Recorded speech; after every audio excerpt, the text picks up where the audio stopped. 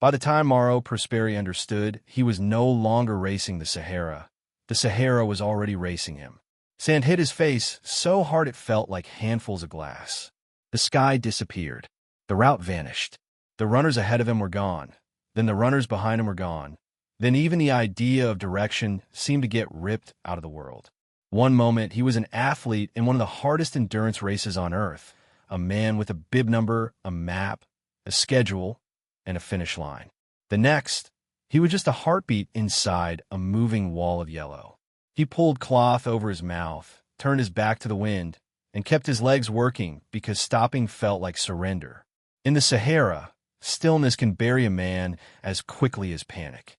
He had entered the desert to test himself. He was about to learn that the desert had brought its own test, and it would not end when the storm passed. Before the sandstorm, Mauro Prosperi had reasons to believe he belonged there. He wasn't a tourist chasing a wild story to tell at dinner. He was an Italian police officer, a former pentathlete, a disciplined man who understood pain, routine, and effort. He knew what it meant to move when the body wanted rest. He knew how to obey a goal, even when comfort begged him to quit. That's why the Marathon Disables called to him. Nearly 150 miles stretched across the Sahara in stage punishment. Blistering days, cold nights, ration water, and a pack on your back carrying what you'd need to survive. The race strips away excuses fast. It doesn't care about your personal best or your reputation. It cares whether you can keep going. Mauro, lean and focused, came to Morocco ready to prove something to himself. The desert didn't argue. It simply waited until the fourth day, when the longest stage opened ahead of him like a furnace door. That morning had started with purpose. Runners rose in thin light, sorted gear with careful hands, checked shoes, adjusted packs, and moved out across ground that never stayed the same for long. The Marathon Disables isn't a clean road race. It's an argument with terrain. 1 hour the sand is packed and almost kind. The next it's loose and grabs your ankles. Dunes roll like waves that never stop rearranging themselves. Rocky flats bruise your feet through the soles. Heat starts climbing before your mind is fully awake. Mauro ran into that stage with the narrow concentration endurance athletes know so well.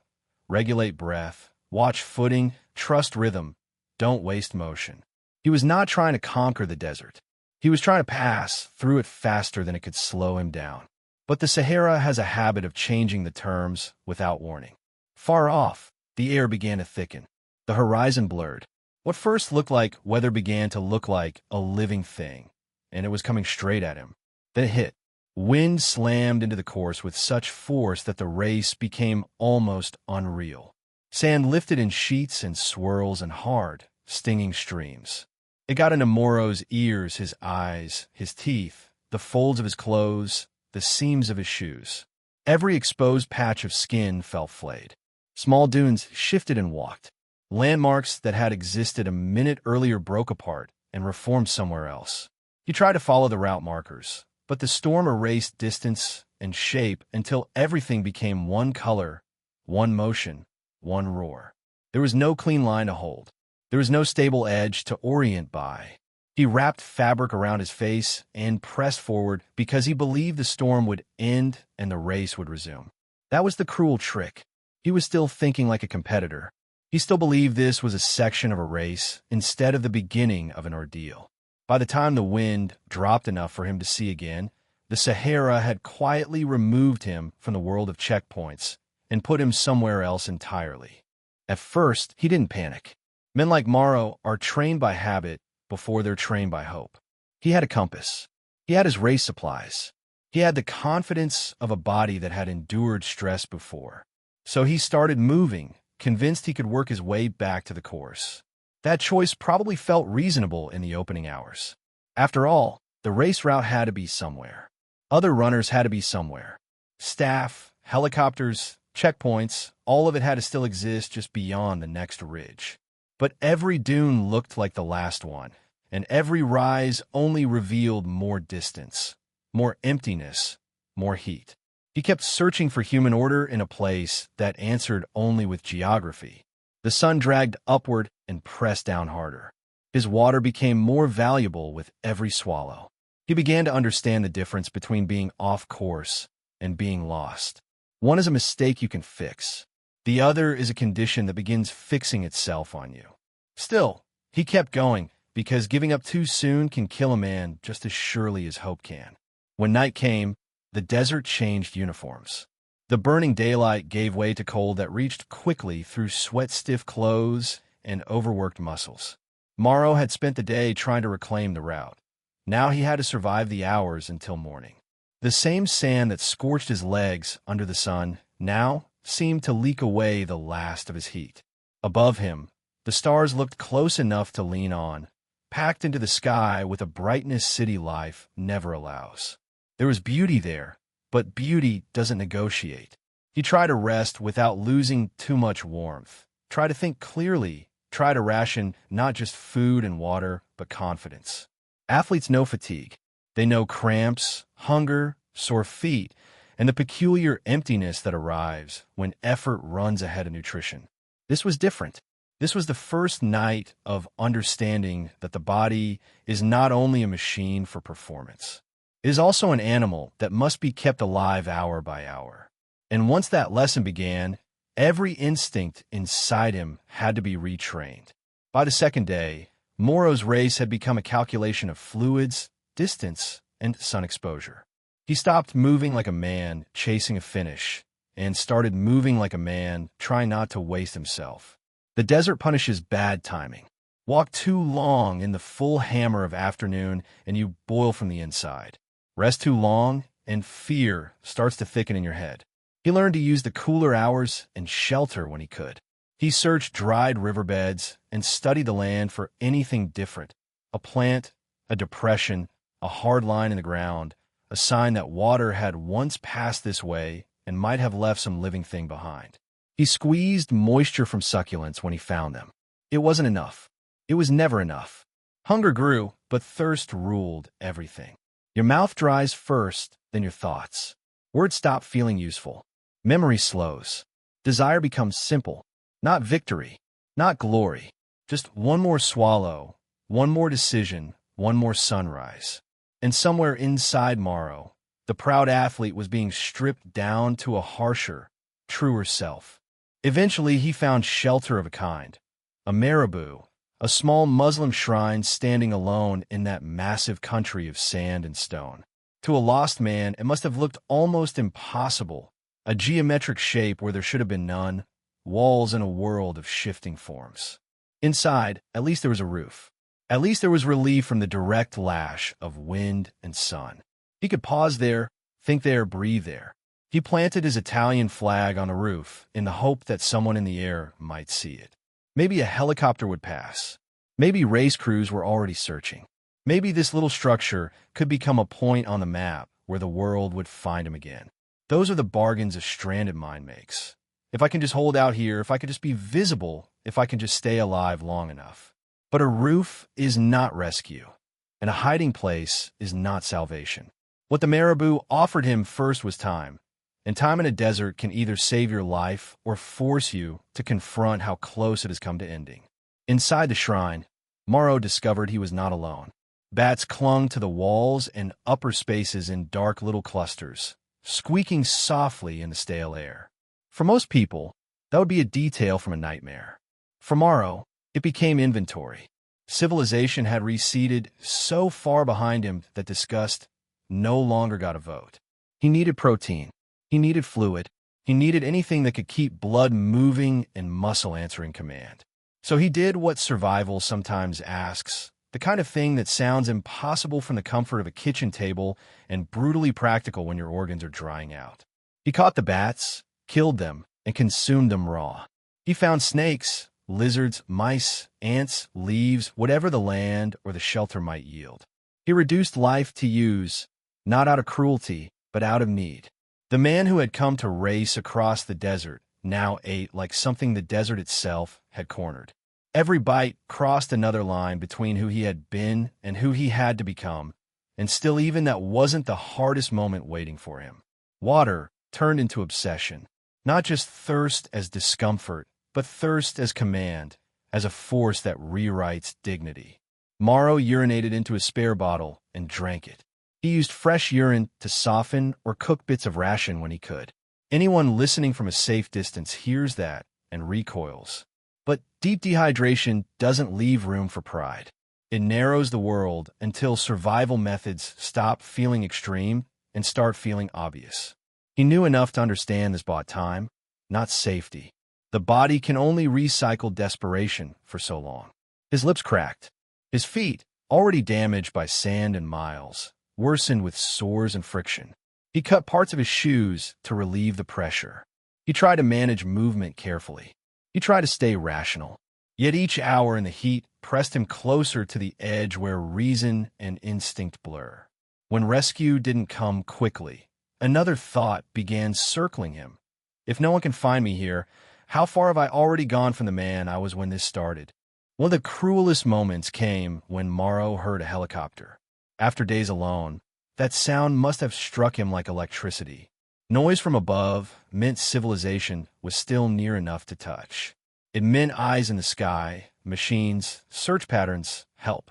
He rushed to signal, using what he had, making himself visible, willing the aircraft to notice this small human figure in a field of sand. He saw the pilot's white helmet. He knew he was close enough for hope to become almost physical. Then the helicopter passed. The sound dwindled. The machine shrank. The sky returned to indifference. Few things break a person faster than rescue. That nearly happens. A stranger can survive a lot while believing the world is on its way. It is much harder when help has come within sight and still left you behind. That was the kind of moment that could have ended the story right there, not with a body buried in sand, but with a mind finally deciding it had nothing left to offer. Morrow kept moving, but the battle inside him turned sharper. Fatigue was no longer just physical. It began to invade judgment, emotion, and identity. He later described a strange mixture of serenity and anger, and that combination makes perfect sense out there.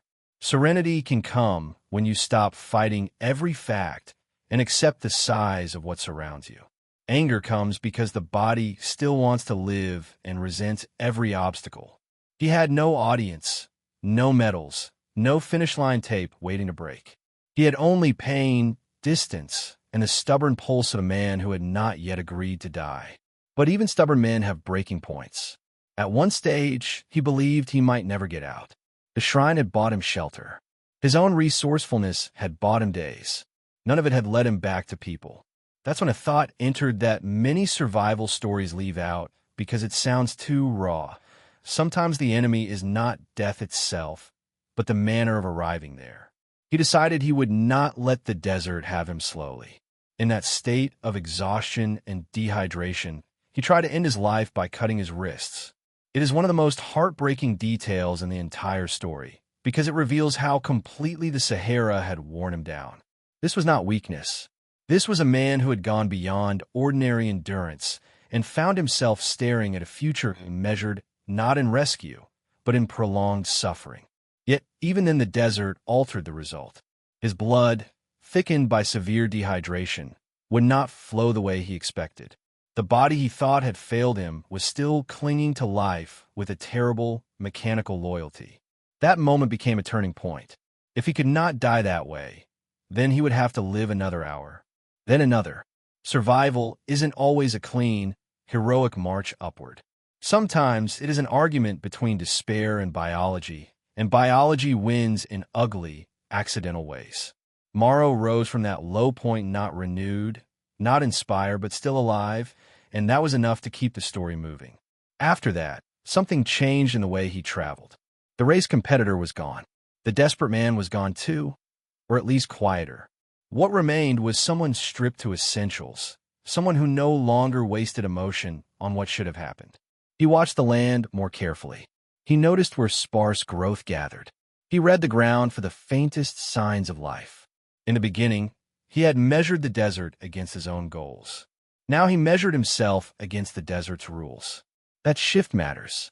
People often survive not because they are strongest, but because at some point they stop insisting the world behave differently and start adapting with brutal honesty.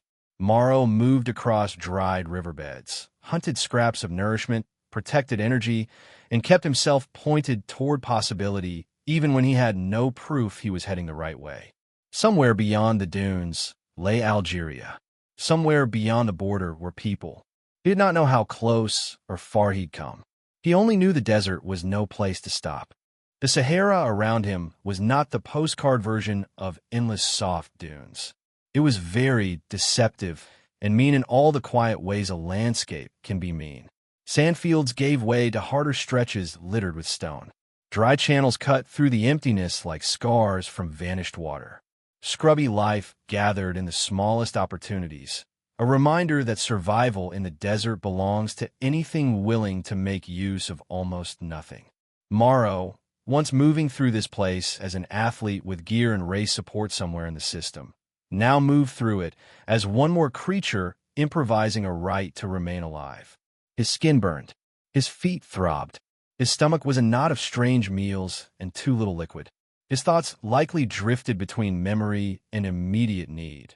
His wife, his home, the absurdity of a race turning into exile, the possibility that those he loved might already believe him gone. Every mile took him farther from the official route. Every step also carried him closer to the only thing that mattered now, another human face. Then finally, after days of sand, silence, and self-command, he saw one. Accounts often mention a young shepherd girl first, a sudden appearance of life that must have felt almost unreal. Imagine that instant through Morrow's eyes. You have been alone long enough that your own breath feels like company. You have spoken to no one. You have read intention only in wind, animals, and terrain. Then a child is there, living proof that the world has not ended, that families are near, that language and milk and fire and shelter still exist somewhere beyond your cracked vision. She saw him too, this gaunt stranger emerging from the desert, his body reduced, his beard grown, his clothes carrying the dust of near death. She ran, frightened. Of course she ran. He must have looked less like a runner than something delivered by the land itself. But fear can still lead to salvation. Where there is one person, there are more, and Morrow had reached the outer edge of help.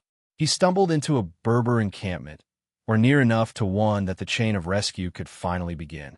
The women there gave him goat's milk. Think about that first taste after what he had endured. Not the foul warmth of stored urine, not the metallic wetness of blood, not crushed leaves or raw desert prey, but actual nourishment offered by human hands. It wasn't just food. It was re-entry into the species. Care returned before language fully could. They saw what condition he was in. They understood he needed more than a direction and a blessing. Word went out. Authorities were contacted. Morrow, after wandering roughly 200 kilometers or more off the race route, had crossed into Algeria. This mattered because rescue in border country can be complicated even when you're healthy, much less when you're half-starved, dehydrated, and barely standing. Yet at last the story was no longer Morrow against the Sahara alone. Other people had entered it. Other people would carry him the rest of the way, though even then the desert wasn't finished leaving its mark. He was taken to Tindouf in Algeria, cared for by police and medical staff, transported out of the isolation that had enclosed him for so long. By then he had lost a shocking amount of weight. His organs had been stressed to the limit. His skin, feet, and muscles all bore witness to what 9 wandering days in the Sahara can do to a human body. But for Morrow, rescue was not simply physical recovery. It was the strange disorientation of returning to ordinary reality after living inside extremity. Water in a container. Walls that mean safety. Voices that don't vanish in the wind. Bedsheets. Shade that isn't contested. The chance to call his wife. How do you explain to someone over a phone line that you have lived among bats and sand and the thought of death and still somehow cross back? There are experiences language can only circle. Perhaps that is why survival stories grip us so hard. They describe places where explanation wears thin and existence itself becomes the message.